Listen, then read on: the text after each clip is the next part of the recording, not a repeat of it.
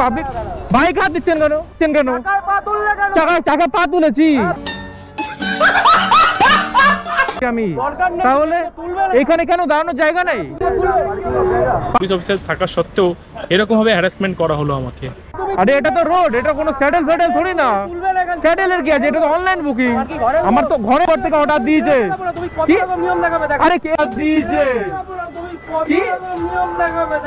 মানে প্রশ্ন সত্যি আমার রাজ্যের সরকারের কাছে এবং আমাদের প্রশাসনের কাছে। গুড মর্নিং ভাই, কি হালচাল সবার? বেরিয়ে পড়েছি ভাই আবার বাইক ট্যাক্সি করার জন্য। রাইড একটা দেখাচ্ছে, এবার এই রাইডটা আমি যাবো না ভাই এখন না। এই রাইডটা যেটা পেয়েছি 150 টাকায় কাস্টমার হাতে কথা মানে ইনড্রাইভ অ্যাকসেপ্ট করেছে। আমি খেয়াল করিনি যে কোন দিকটাতে যাবে। তো কাস্টমার যাবে ভাই একদমই খুব বেকার জায়গায়, দত্তপুকুরের দিকে। তো দত্তপুকুরের দিকে যাওয়া মানে আমার বেকার আসা।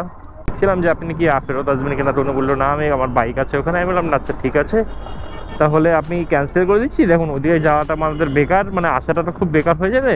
আপনি দেখুন অন্য একটা রাইড বুক করে নিন। ভাই অ্যাক্সিডেন্ট হয়ে গেছে মনে হচ্ছে এখানটাতে। হ্যাঁ, পুলিশ সব দাঁড়িয়ে আছে, লোকজন দাঁড়িয়ে আছে। ভালোই একটা মনে হচ্ছে অ্যাক্সিডেন্ট হয়েছে। কাস্টমার সামনেই আছে, চলো আগে দেখি। অনেকক্ষণ দাঁড়িয়েছে সেও। হ্যালো, হ্যাঁ আপনি সামনে লাল ড্রেস পরে দাঁড়িয়েছেন? এই যে সামনে, আপনার সামনে দেখুন, ওখানেই দাঁড়িয়ে আছি।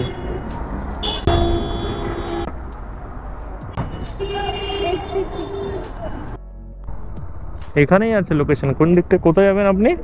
লোকেশন 42। Thank you. আপনাকে ছাড়ার আগেই না আমার একটা রাইড ঢুকে গেছিল। যাত্রীর সাথে ছিল 110-12 টাকা দেখাচ্ছিল। আমি আই থিঙ্ক 10 টাকা বা 15 টাকা বাড়িয়ে তারপরে ভাড়া মেরেছি 121 টাকা। 30 পয়সা ভাড়া বেড়েছে।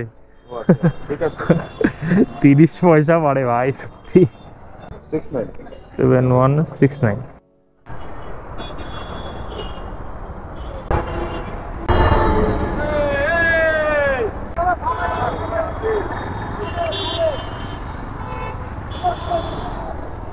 দাঁড়াবো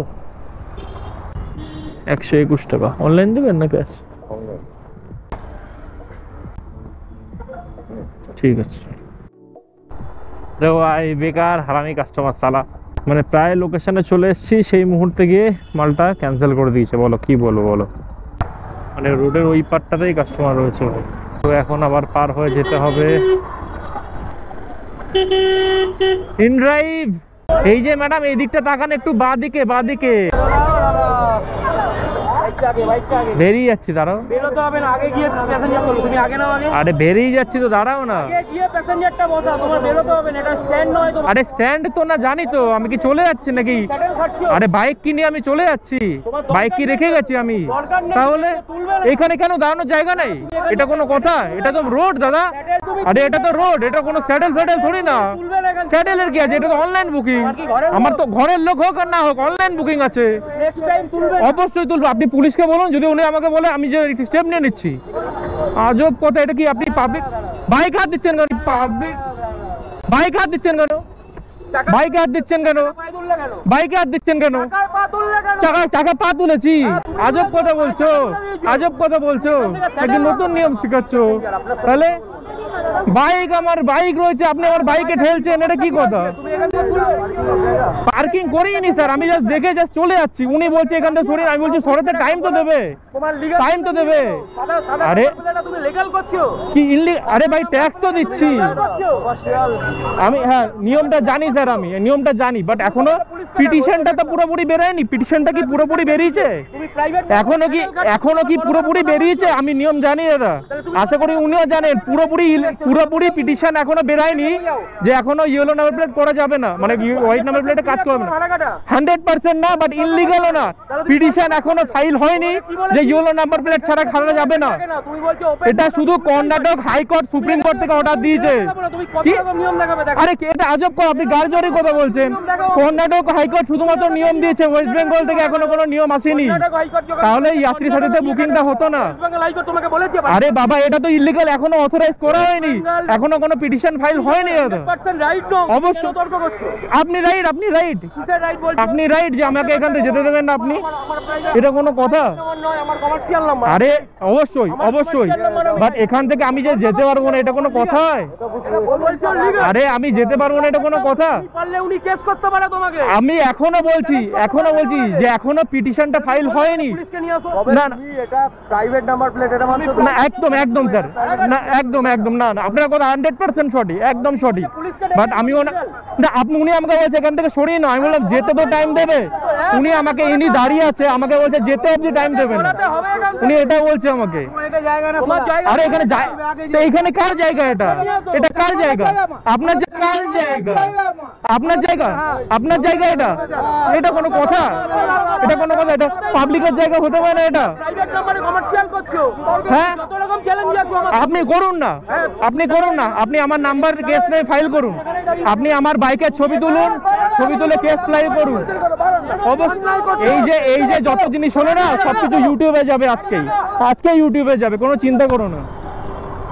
যত ধরনের তার কাটাই অটোওয়ালা গুলো কোনো বুদ্ধি নেই না, সেন্স আছে। পুলিশ কি বলবে? ওরা নিজেরাই ভাই মাথায় কিছু আছে, কি বলবে বলুন ওরা? আমি তো পুরো লজিক্যালি কথা বললাম যে পিটিশন কোনো ফাইল হয়নি এখনো সুপ্রিম কোর্ট থেকে যে আমাদের এটা ইললিগাল বা লিগাল। রীতিমতো দেখলে মানে কতটা বাজে ব্যবহার। প্লাস তো সামনে পুলিশ দাঁড়িয়ে থাকা সত্ত্বেও এটাতে কোনো আমার ওপর মানে কোনো সেফটি কোনো স্টেপ নেওয়া হলো না, সে উল্টে শুধু দাঁড়িয়ে দেখছে। ঠিক আছে, বাট আমি জাস্ট সামান্য বললাম, আমি জাস্ট দাঁড়িয়ে চলে যাচ্ছি, এমন তো না যে বাইক রেখে চলে গেছি। ভাই রোডের সাইডে আমাদের মানে এটা সমস্ত পাবলিকের জন্য, সমস্ত পাবলিকের রুট, সেখানে দাঁড়ানোর নাকি অধিকার নেই? এটা কোনো কথা? অনলাইন দেবেন না ক্যাশ? বলছি আপনার এই ক্লিপটা ইউটিউবে দিতে পারি ম্যাডাম? এটা আমি জাস্ট পিক আপ আর ড্রপ করেছি এইটুকুই, আর মাঝখানে যে ইনসিডেন্ট, কারণ আমি তো এটা দেবোই দেখুন, কারণ এরকম একটা বাজে ইনসিডেন্ট হয়েছে তো সবারই দেখার দরকার এরকম জিনিসগুলো। চলে এসছে, থ্যাংক ইউ। এই মুহূর্তে দাঁড়িয়ে আছি আমি ভাই বিধাননগর স্টেশনের পাশেরই একটা রাস্তায়। আর তোমরা দেখলে যে কতগুলো অটো ড্রাইভার মিলে মানে আমার সাথে কেমন ব্যবহারটা করলো। বাট সব থেকে বড় বিষয় এখানে যে একটা পুলিশ অফিসার দাঁড়িয়ে থাকা সত্ত্বেও আমার সাথে এটা হয়েছে। মানে তোমরা ভাবতেই পারছো যে আমার সাথে আমার ক্যামেরা ছিল, মানে উইথ ফুটেজ, এবং আমার কথাগুলো আমি মনে করি আমি যতগুলো কথা বলেছি এখানে সবকিছু লজিক্যালি বলেছি। কারণ মানে আমাদের বেঙ্গল সরকার থেকে এখনো অবধি কোনো এরকম পিটিশন ফাইল করা হয়নি যে ইয়েলো নাম্বার প্লেট ছাড়া আমরা কাজ করতে পারবো না, এখনো অবধি স্টিল না আমি বলতে পারি। ঠিক আছে, একমাত্র কর্ণাটকা সরকার থেকে বলা হয়েছে, মানে সরকারও না, ওদের যে সুপ্রিম কোর্ট সেখান থেকে বলেছে বিষয়টা নিয়ে যে ইয়েলো নাম্বার প্লেট ছাড়া কোনো কাজ করা যাবে না, সেটা ওই স্টেটের জন্য। দেখো প্রত্যেকটা স্টেট আলাদা আলাদা নিয়ম হয়, এটা লিগালও নয় আবার ইনলিগালও নয়, কারণ আমরা ট্যাক্স বগেরা সবকিছু দিচ্ছি।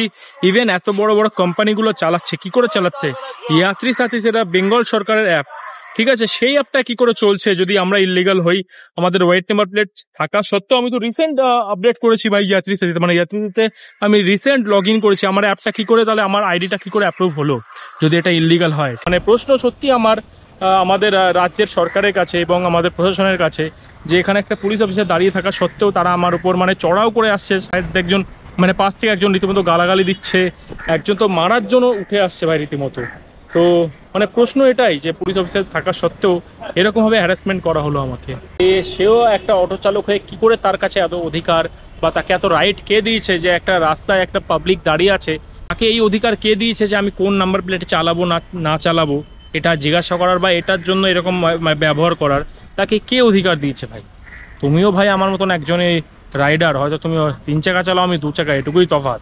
তো এরকম ব্যবহার তোমাদের কাছ থেকে আশা করি না।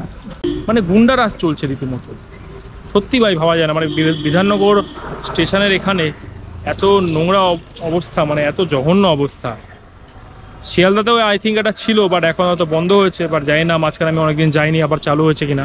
তো বিধাননগরে এই অবস্থা ভাই, জানি না এদের কে রাইট দিয়েছে আমাকে এরকম বলার।